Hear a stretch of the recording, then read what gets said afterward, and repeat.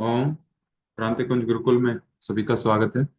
तो teaching aptitude पढ़ रहे थे हम, जिसमें अगला टॉपिक है व्यगोट्स्की थ्योरी।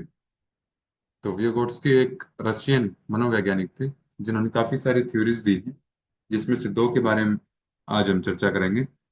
टीचिंग एप्टीट्यूड में कुछ क्वेश्चन आए हैं इसके, लेकिन ज्यादा क्वेश्चन नहीं पूछता है ये। तो मेनली इन दो थ्योरीज से क्वेश्चन आए हैं, तो इनके बारे में थोड़ा सा देख लेंगे। तो इसमें पहली है सोशल कंस्ट्रक्टिविज्म थ्योरी, सामाजिक रचनावाद सिद्धांत। तो सोशल कंस्ट्रक्टिविज्म थ्योरी क्या बोलती है कि जो शिक्षार्थी है, जो लर्नर है, वो नई नॉलेज क्रिएट कर सकता है जब वो समाज में जाएगा। ठीक है, सोशल होगा, सोशल इंटरेक्ट करेगा लोगों के साथ, तो वो नई नॉलेज सीख सकता है, नई नॉलेज वो कंस्ट्रक्ट कर सकता है, बना सकता है। तो ये जो बताया है, इसमें बताया है सोशल कंस्ट्रक्टिविज्म थ्योरी में। तो इसके 5 स्टेजेस बताए गए हैं, 5 स्तर बताए हैं इसके। तो वो कौन से हैं, इसको सीक्वेंस में याद कर लेंगे।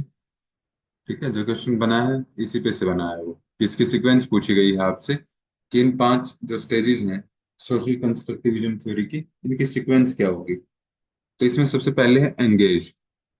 ठीक है, यानी कि इनवाइटिंग आइडियाज।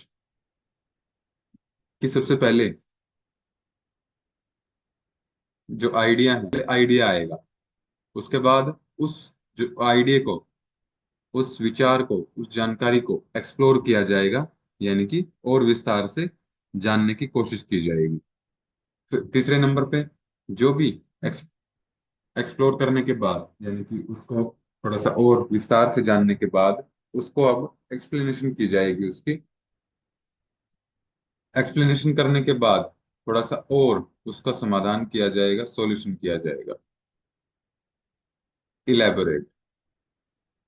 फिर लास्ट में उसका जो भी निष्कर्ष निकलता है, उसके बिहाफ पे क्या लिया जाएगा, एक्शन लिया जाएगा, यानी कि इवेल्युएशन होगा लास्ट पार्ट में। तो ये सोशल कंस्ट्रक्टिविज्म थ्योरी बताती है। तो इसमें से 5 जो स्टेप हैं इसके, इसके सीक्वेंस याद करने चलेंगे एक बार। कि सबसे पहला स्टेप है इसका विचारों को आमंत्रित करना। कि विचार, कोई कुछ बताता है समाज से, जैसे बाहर आप जब भी निकलोगे, तो कोई अगर कोई इंफॉर्मेशन देता है, तो उसका स्वागत करना, उसको इनवाइट करना कि हाँ बताइए, बढ़ चढ़ के उससे और जानकारी उसमें पूछना। फिर अन्वेषण, उसको थोड़ा सा उसके बारे में रिसर्च करना और जानना उसके बारे में। फिर तीसरा है प्रस्ताव, कि उसको बारे में एक फॉर्मुलेट करना, थोड़ा सा एक्सप्लेन करना उसके बारे में। और फिर फोर्थ, स्पष्टीकरण और समाधान, यानी कि थोड़ा सा उसको और स्पष्ट करना, पूर्ण रूप से उसको स्पष्ट करना, वो आ जाएगा इसमें, फोर्थ स्टेज में।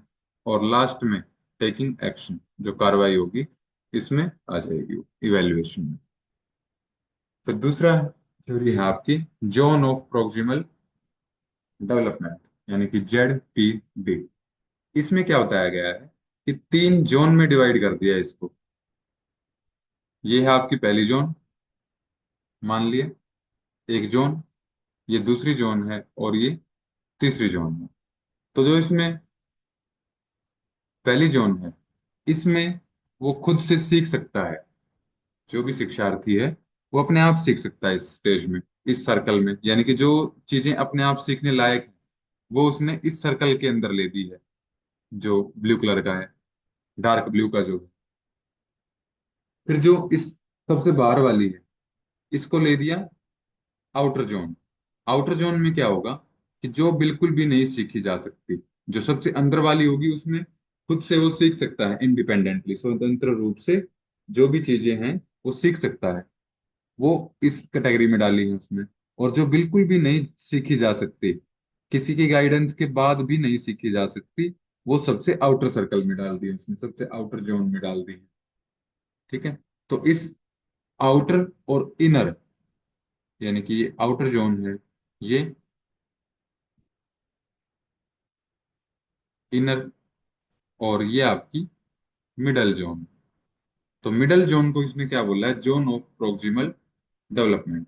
यानी कि इस जोन में जो भी कार्य आएंगे, जो भी बिहेवियर आएंगे वो किसी की मदद से सीखे जा सकते हैं। अगर कोई थोड़ी सी हेल्प कर दे तो उसके बाद जो सीखी जा सकती हैं चीजें, वो आ जाएंगी जोन ऑफ प्रोक्सिमल डेवलपमेंट में। यानी कि कैन डू इफ गाइडेड, अगर प्रॉपर गाइडेंस मिले उसको तो वो कर सकता है। बिना गाइडेंस के प्रोक्सिमल जोन में जो आएंगी, प्रोक्सिमल डेवलपमेंट वाली जोन में जो आएगी चीजें, वो नहीं सीख सकता वो बिना गाइडेंस के। तो गाइडेंस होनी बहुत जरूरी है इसमें। तो ये इसमें बोल रहे हैं कि the zone of proximal development emphasizes that learning occurs through social interaction and collaboration। कि लर्निंग कैसे होगी? सोशल इंटरेक्शन, इंटरेक्ट करेंगे तब क्या होगी? लर्निंग होगी।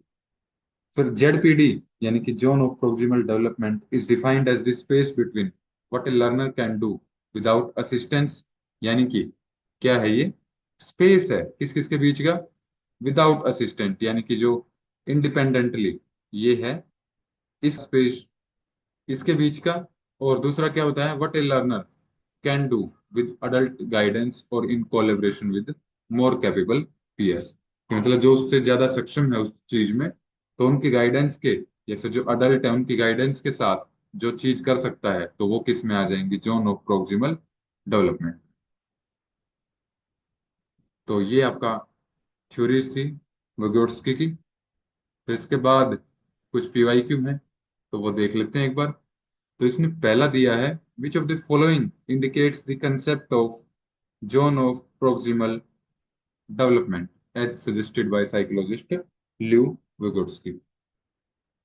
तो पहला ऑप्शन है इसमें, learner brain develop faster in childhood. ऐसा कुछ नहीं बताया इसने।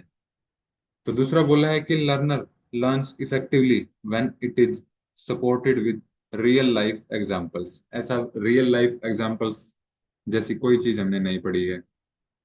तो what a learner can do with help और विदाउट हेल्प, ये हमने देखा है। ठीक है, तो थर्ड ऑप्शन इज करेक्ट। फिर अगला है इसमें कि the concept of proximal development related to educational communication was developed by. एक सीक्वेंस में लगाएं, सही क्रम में लगाएं।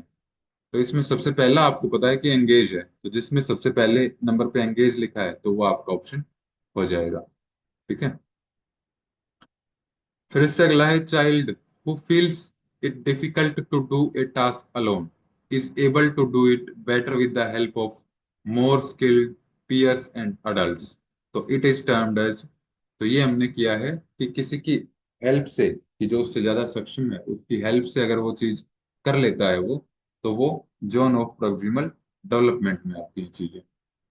फिर एक क्वेश्चन दिया है कि Jasmine in chemistry practical class used a 5 ml pipette during her practical exam, but the reading was not correct.